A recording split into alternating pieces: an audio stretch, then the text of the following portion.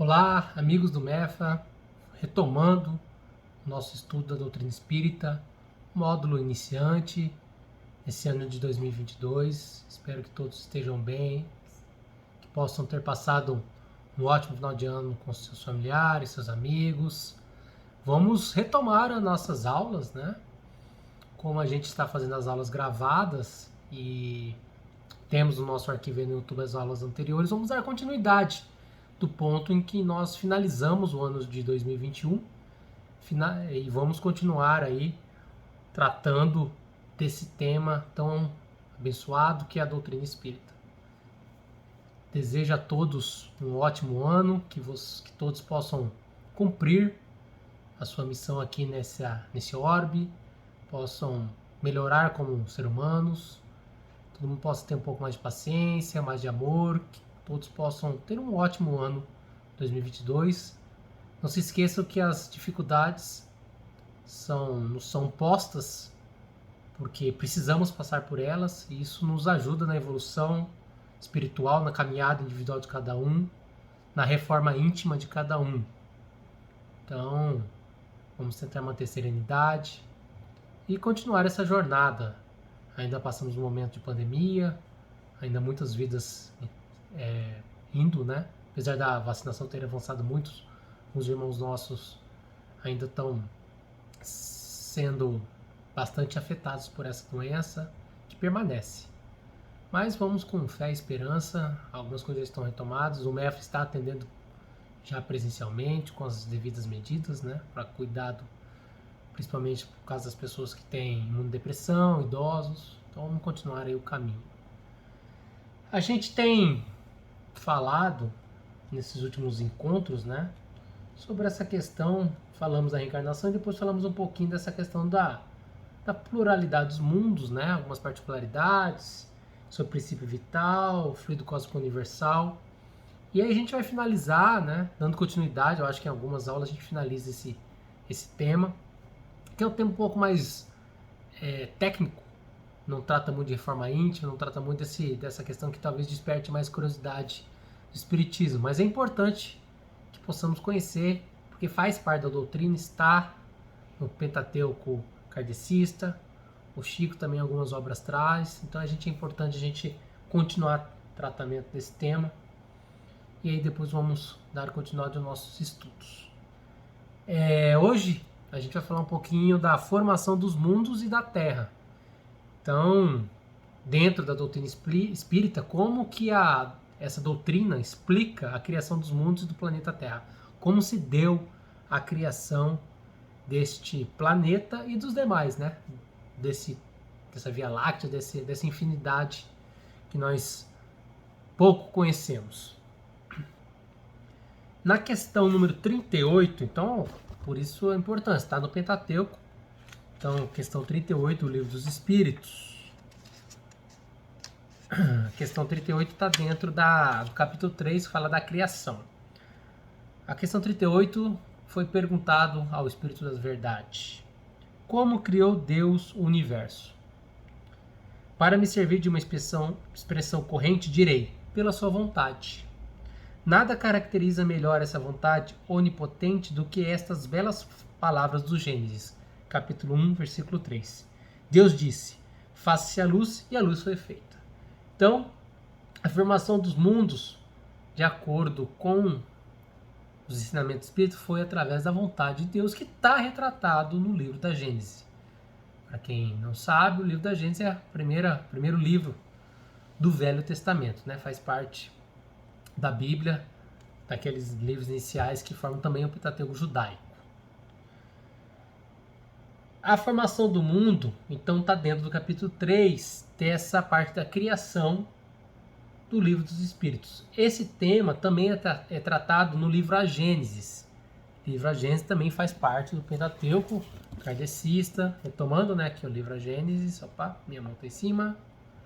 Essa obra também trata da formação dos mundos no capítulo 6, itens 14 a 17. Então, para não se estender muito, eu não vou fazer a leitura desses itens do capítulo 14 a 17 da Gênesis. Mas vamos ler as questões 37 a 42 do Livro dos Espíritos. só vou passar pela 38 que nós já lemos.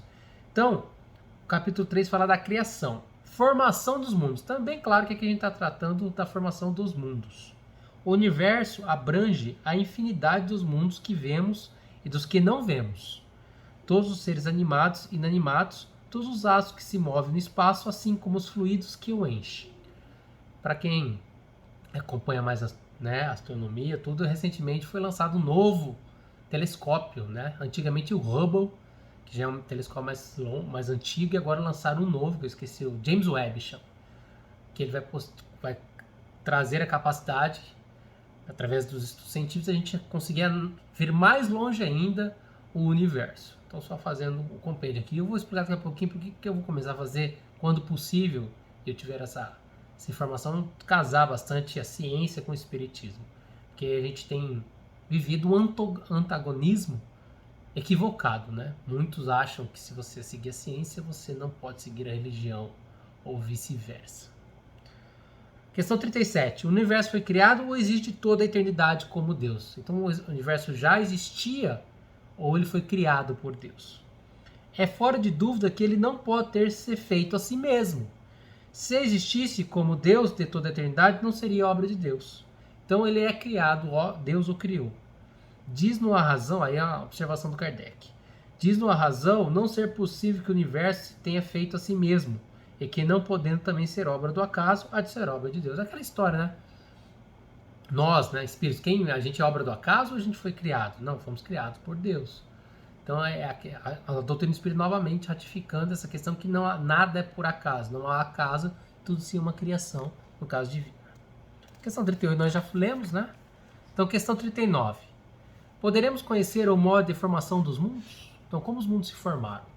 Tudo o que a esse respeito se pode dizer e podeis compreender é que os mundos se formam pela condensação da matéria disseminada no espaço. Então isso que a doutrina nos ensina. Não vou alongar porque também não é matéria, né, que a gente talvez buscaria ensinamentos científicos, tal do Big Bang e tudo mais. Serão os cometas, como agora se pensa, lá no século 1840 que foi escrito, tá, pessoal? Então década de 40 do milênio 1800. Serão os cometas, como agora se pensa, um começo de condensação da matéria, mundo em via de formação? Isso está certo, absurdo, porém, é acreditar-se na influência deles. Refiro-me à influência que vulgarmente lhes atribuem, porquanto todos os corpos celestes influem de algum modo em certos fenômenos físicos. Questão 41. Pode o mundo completamente formado desaparecer e disseminar-se de novo no espaço a matéria que o compõe? Sim. Deus renova os mundos como renova os seres vivos. Então aqui ele disse que o mundo pode desaparecer e depois ser reiniciado. Fala que Deus tem esse poder.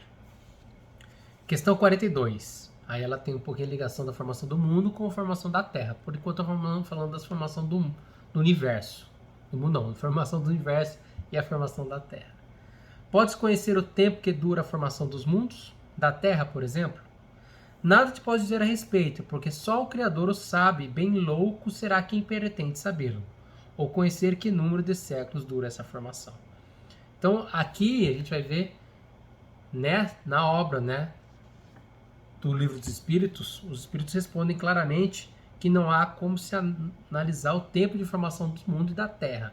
Daqui a pouquinho a gente vai ver que a formação do planeta Terra, já no livro A Gênesis, que veio posteriormente isso, os Espíritos já nos trazem mais esclarecimentos.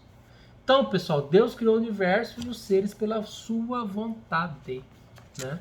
Foi através da sua vontade que houve, né, a criação do universo e do planeta. Então, Gênesis, né? E disse Deus, haja luz, e houve luz. Tá? Tem aquela expressão, né? Fiat lux, força a luz do início, né? Então, Deus determinou que se fizesse a luz, que se fizesse o universo, e assim o foi feito. Agora, então, um pouquinho antes da gente falar da formação da Terra, a base de construção, né, do universo, desses corpos materiais, como os planetas, o Sol, a Lua, é o fluido cósmico universal, que é a matéria cósmica primitiva, que nós já demos uma passada em encontros anteriores. E agora, e a formação da Terra, como se deu? Importante aqui a gente fazer quanto à formação da Terra, a gente deixar claro, né, que Jesus é o governador espiritual deste planeta, tá? Então não se esqueçam disso, tá? Jesus é o governador espiritual. E no livro O Caminho da Luz, do Francisco Xavier, tem uma parte que fala sobre isso, ó. Rezam as tradições do mundo espiritual que existe uma comunidade de espíritos puros, eleitos pelo Senhor Supremo do Universo, em cujas mãos se conservam as rédeas diretoras da vida de todas as coletivas planetárias. Essa comunidade de seres angélicos e perfeitos, da qual é Jesus um dos membros divinos, apenas já se reuniu nas proximidades da Terra para a solução de problemas decisivos da organização e da direção do nosso planeta Terra. Por 2 vezes no curso dos milênios conhecidos. A primeira verificou-se quando o orbe terrestre se desprendia da nebulosa solar, a fim de que se lançassem no tempo e no espaço as balizas do nosso sistema cosmogônico e os pródromos da vida na matéria em ignição do planeta, e a segunda quando se decisiva a vinda do Senhor à face da Terra, trazendo à família humana a lição imortal de seus evangelhos de amor e redenção. Então, Jesus é o governador espiritual da Terra. Aqui, pessoal, o Caminho da Luz é essa obra aqui, ó. Recomendo a todos que leiam ela. Eu acho que eu já falei um pouquinho dela. Ela é bem bacana, tá? Ela é psicografada pelo Chico, né, através do Espírito Emmanuel. Então ele fala aqui, ó, da gênese planetária, ele fala sobre a vida organizada, as raças adâmicas, a civilização egípcias, que é aquela questão dos anjos, né, o sistema da capela, que são os anjos caídos. Então essa obra é bem interessante. Ela fala da vida de Jesus, evolução do cristianismo, tá? Fala da idade medieval, abuso do poder religioso. Fala muita coisa nessa obra, recomendo a leitura a todos. Eu já tenho que ler ela novamente, faz um bom tempo que eu a li, é importante sempre a gente ir beber lá na fonte. Pessoal, então, a formação da Terra, a gente tem essa questão, né, que Jesus é o governador espiritual, a formação da Terra, na sua forma genérica, ocorreu da mesma forma que a formação do universo. E aqui, nesse momento, eu vou tomar a liberdade de fazer a leitura do capítulo 7 da Gênesis. Então, o capítulo 6 da Gênesis fala mais da criação e formação dos mundos. Já o capítulo 7 fala especificamente da criação da Terra, ou seja, do esboço geológico da Terra. Lembra lá que a questão, né, a questão que nós lemos há pouco, a questão número 42 do Livro dos Espíritos, nos explica que nada havia a nos dizer sobre a adoração, né, e formação do planeta Terra. Aqui o livro A Gênesis já nos traz um pouco mais de explicitação quanto a essa questão da criação da Terra. Períodos geológicos. Olha o que diz aqui o capítulo 7 em si, itens 1. O item 1 eu vou ler. O item 1 do livro A Gênesis. A Terra conserva em si os traços evidentes da sua formação. Então, o próprio planeta já demonstra a sua formação. Acompanha-se as fases com precisão matemática nos diferentes terrenos que lhe constituem o arcabouço. O conjunto desses estudos forma a ciência chamada geologia. Ciência nascida neste século XIX, né, 1800 e alguma coisa, que é a data da obra, não recordo a data exata, e que projetou luz sobre a tão controvertida questão da origem do globo terreno e dos seres vivos que o habitam. A evolução da espécie é também nesse século aqui, tá? A obra de Darwin. Neste ponto, não há simples hipótese. Há o resultado rigoroso da observação dos fatos e, diante dos fatos, nenhuma dúvida se justifica. A história da formação da Terra está escrita nas camadas geológicas, de maneira bem mais certa do que nos livros preconcebidos, porque é a própria natureza que fala, que se põe a nu, e não a imaginação dos homens a criar sistemas. Desde que se notem traços de fogo, pode dizer-se com certeza que houve fogo ali. Onde se vejam os da água, pode dizer-se que a água ali esteve. Desde que se observe os de animais, pode-se dizer que viveram aí animais. Então, está explicando aqui a questão da geologia, que a própria planeta traz os traços. Por exemplo, muitos falam que aqui no Pantanal era o mar. Então, há traços. Os dinossauros, como sabe que teve dinossauro? Há traços, entendeu? A questão que era formado um continente só e se separou, há traços. O próprio planeta responde ele vai respondendo como ele se formou. A geologia é, pois, uma ciência toda de observação. Só tira deduções do que vê. Sobre os pontos duvidosos, nada afirma.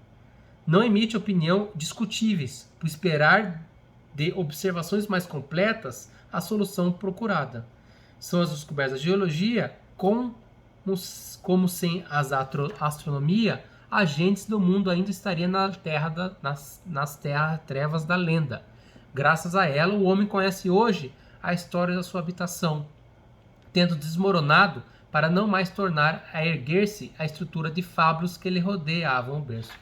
Pessoal, olha só que sensacional. A doutrina espírita kardecista falando da ciência, que a ciência traz as respostas para a gente conhecer como o planeta Terra foi criado e a sua evolução. Então, aonde existe esse antagonismo que hoje se busca proferir que a ciência é diferente da religião? A própria doutrina espírita, mais de uma vez, já falei dessas observações, teve outras leituras, que a própria evolução científica é uma maneira de nós espíritos estamos evoluindo aqui, enquanto encarnados, e trazendo, inclusive, ensinamentos do momento em que a gente está desencarnado. Entendeu? Por exemplo, nosso lar, ensinamentos que estão lá, evoluções que já estão lá, vem para cá. Então não há essa dicotomia, entendeu? Se vê se discutindo, principalmente nos Estados Unidos, a gente se vê que tem escolas que querem ensinar a evolução da Bíblia para as crianças, porque não pode estudar ciência, porque a ciência é contra a religião. Ou hoje pessoas, não vou tomar a vacina, não vou vacinar, porque a Bíblia fala uma coisa, ou sei lá quem, o diretor da casa espiritual falou alguma coisa. A Terra é plana, porque tá na Bíblia lá o domo, o céu superior, águas superiores, águas inferiores, pelo amor de Deus.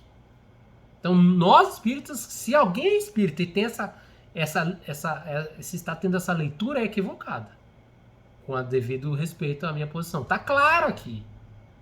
Aqui, eu acabei de ler. Tá lido aqui, ó. Livro Kardec, não foi eu que falei, ele lê. Ele falando pra gente se preocupar com a ciência. Então, só quis dar ênfase nisso, porque a gente tem ouvido cada coisa nesses últimos anos, né?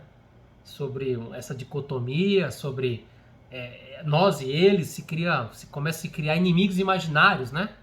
Pessoas que acham que, se o cara é cientista, ele é inimigo da religião. Não. Cumpre a cada um de nós, conhecer, estudar, a nossa doutrina principalmente, porque infelizmente a gente escuta muito o espírita falando coisa que parece que passou longe dos ensinamentos kardecistas. Fanatismo não é bom em nenhum lugar, pessoal. O que é bom é conhecimento, e a doutrina espírita nos exige muito estudo e conhecimento. E se a gente for equivocado na interpretação, que a gente se retrate, estude de novo e caminhe. O que não dá é para ser cego em qualquer fé. A gente tem que ter racionalidade. A doutrina espírita ela não se mostra contraditória e irracional. Lembro muito que o Henrique sempre disse nas aulas. Bom senso. A doutrina espírita é muito bom senso. Então é só fazer análise de bom senso. Beleza? Então, é o que nós tínhamos por esse encontro de hoje. Sejam todos de volta, bem-vindos. Espero que estejam acompanhando. O ano passado não acabei não buscando, mas possivelmente uma forma de a gente talvez se interagir melhor. Vou trocar uma ideia com o pessoal que ajuda nas aulas para a gente ver se a gente consegue uma interação um pouco mais bacana. E quem sabe aí, eu acho que talvez, quem sabe, ainda nesse semestre a gente não retoma nossos encontros ali, né, presencialmente no MEF. Um ótimo ano a todos, fico à disposição, quem quiser deixar algum questionamento lá na página do MEFA, também eu tenho Instagram, tá? No Alexandre Magno Caligari Paulino, qualquer coisa é só me adicionar lá, pode mandar um DM, a gente está à disposição para trocar ideias, conversar e aprender junto. Estamos aqui todos para aprender. Isso quase finalizando, né? E vamos continuar a leitura do nossa obrinha Jesus e Atualidade para finalizar. Hoje eu não fiz a oração de abertura, né, pessoal? Acabou escapando, mas vamos fazer aqui nossa leitura do Jesus e Atualidade, da Joana Diante, para a gente finalizar esse encontro. Jesus e humanidade. Enquanto os grandes pensadores de todos os tempos estabeleceram métodos e sistemas de doutrinas, ele, Jesus, sustentou no amor os pilotes da ética humanizadora para a felicidade. Pilotes é a coluna. Não se utilizou de sofismas, nem de silogismos, jamais aplicando comportamento excêntrico ou fórmulas complexas. Então Jesus hoje não chegaria de helicóptero, tá, num culto para mostrar que ele tem dinheiro, que exigem altos níveis de inteligência ou de astúcia. Tudo aquilo a que se referiu é conhecido, embora as roupagens novas que o revestem. Utilizou-se de um insignificante grão de mostarda para lecionar sobre fé. Recorreu à rede de pesca e a peixes para deixar imperecíveis exemplos de trabalho. A semente caindo em diferentes tipos de solos para demonstrar a diversidade de sentimentos humanos ante o pólen de luz da sua palavra. O Sermão da Montanha inverteu o convencional e aceito sem discussão, exaltando a vítima inocente em vez do triunfador arbitrário. O esfaimado de justiça, que tem fome de justiça, de amor e de verdade, em desconsideração pelo farto e ocioso dilatador dos dons da vida. Então, novamente vamos ouvir as palavras do nosso Mestre Jesus, agradecendo os bons espíritos que estiveram conosco neste momento. Que assim seja. Um abraço a todos.